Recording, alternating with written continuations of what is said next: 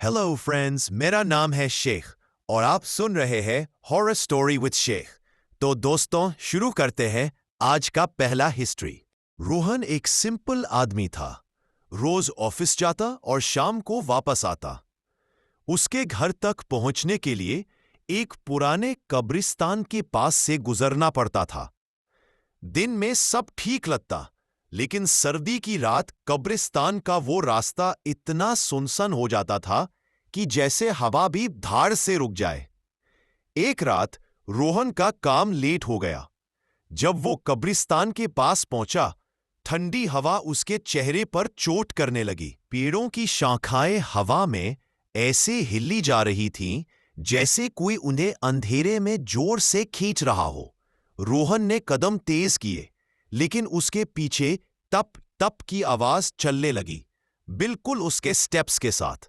रोहन ने पलटकर देखा, पर वहां कोई नहीं था। वो आगे बढ़ा ही था कि उसके कान के पास से एक ठंडी सांस जैसी आवाज आई, यहीं रुक जा। रोहन का पूरा शरीर सर्दी से नहीं, डर से जम गया। उसने मोबाइल का टॉर्च जलाया और रोशनी सीधी एक पुरानी कब्र पर पड़ी। कुछ सेकंड्स के लिए एक सफेद कपड़े में लपटा हुआ आदमी का आधा गला हुआ चेहरा उभर कर दिखा और फिर एक झटके में हवा में गायब हो गया। रोहन ने संभालने की कोशिश की, पर तभी पेड़ों के बीच एक सफेद पतला साया नीचे उतरने लगा। उसकी आंखें खाली नालियों की तरह काली, मुंह तीछा हुआ और आवाज बिल्कुल सर्दी की टूटती हुई हवा जैसी। मुझे देख। रोहन की आवाज गले में अड़क गई। वो चुपचाप पीछे हटने लगा, फिर भागते हुए कब्रिस्तान के गेट की तरफ दौड़ा। पर जितना वो भागता, उतना ही वो भूत उसके ऊपर से गुजरता हुआ कभी साथ, कभी पीछे, कभी उसके बिल्कुल पास से एक सर्दी की हवा की तरह लहराता। गेट के बिल्कुल पास पहुंचते ही वो भूत रोहन के सामने आ खड़ा हुआ। इस बार उसका चेहरा रोहन के इतना करीब था कि उसकी तपकती सी काली आंसू जैसी लार रोहन के गाल को छू गई। भूत ने धीमे पर भयानक सूर में कहा, रोज गुजरता है, आज रुक जा। रोहन का होश उड़ गया और वो वहीं बेहोश होकर गिर गया। अगले दिन गांव वालों ने उसे कब्रिस्तान के गेट के पास पड़ा पाया। उसकी आंखें खुली हुई, सांस तेज और होठों से सिर्फ एक ही बात निकल रही थी, वो मुझे नाम से बुला रहा था। उस दिन के बाद रोहन ने कब्रिस्तान वाला रास्ता कभी नहीं लिया। लेकिन गांव वाले कहते हैं, जब सर्दी की रात होती है और हवा तेज चलती है तो कब्रिस्तान के गेट से एक आवाज आती है, रोहन रुक जा।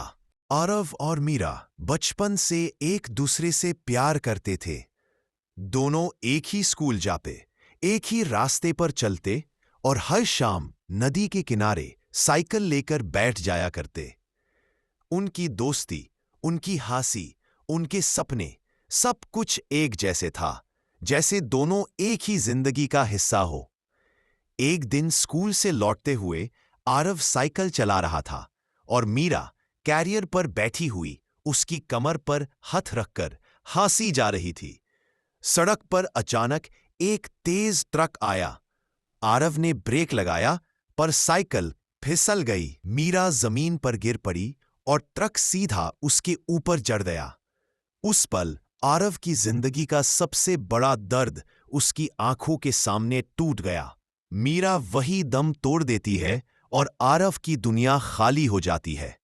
2 दिन तक आरव किसी से बात नहीं करता, बस मीरा की डायरी पकड़कर रोता रहता। रात को उसका कमरा हमेशा ठंडा रहता, जैसे कोई हवा नहीं बल्कि किसी की कमी लहराती हो। तीसरी रात कुछ अजीब हुआ। आरव सो रहा था, तब उसने हल्की सी खाखरती हुई आवाज सुनी।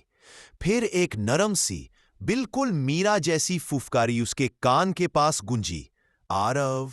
आरव का दिल तेज धड़कने लगा। पर्दा अपने आप हिलने लगा। कमरे में ठंड बढ़ गई। उसे समझ आने लगा कि मीरा वापस आ गई है, पर इंसान बनकर नहीं, भूत बनकर। उस रात के बाद मीरा हर रात आरव के पास आती, कभी उसके बेड के पास बैठकर हल्का सा मैकलेस को दबाती, कभी उसकी डायरी के पन्ने पलट जाते, कभी साइकिल की घंटी खुद बज जाती। मीरा उसके इतने पास होती, पर आरव उसे देख नहीं पाता। सिर्फ आवाज, मैं यही हूं आरव, छोड़कर नहीं गई। मीरा की रोई हुई आवाज से कमरा भर जाता। उसकी सांसें पतली ठंडी हवा की तरह आरव के चेहरे को छूती, पर वो चाहे कितनी भी कोशिश करे, मीरा का रूप उसे कभी दिख नहीं पाता। एक रात आरव साइकिल के पास गया, वही साइकिल जिसमें मीरा हंसा करती थी। उसने हल्की सी घंटी बजाई। उस पल कमरे में पीली रोशनी की एक हल्की सी धुंध उभरने लगी। धीरे धीरे वो धुंध मीरा का रूप लेने लगी। पहली बार आरव ने मीरा को भूत के रूप में देखा, कोमल, हल्का सा साया, पर प्यार से भरा। मीरा के आंसू धुंध की तरह गिरने लगे। आरव, मुझे अब जाना होगा, तुम्हें जिंदा रहकर जीना होगा। आरव की आंखों से आंसू बहने लगे। वो हाथ बढ़ता है, पर मीरा का रूप हवा जैसे उंगलियों से निकल जाता है। मीरा उसके गाल को ठंडी हंसी से छूटती है और कहती, मुझे तुमसे प्यार था, है और हमेशा रहेगा। एक झोंका आता है और वो धुंध, वो साया, मीरा, सब हवा में गुम हो जाता है। कमरा वापस वैसे ही खामोश हो जाता है जैसे कभी कुछ हुआ ही नहीं। आरव आज भी उस साइकिल को एक कोने में संभाल कर रखता है। रात को कभी कभी साइकिल की घंटी खुद बज जाती है, जैसे मीरा अब भी कह रही हो, मैं यहीं हूं आरव,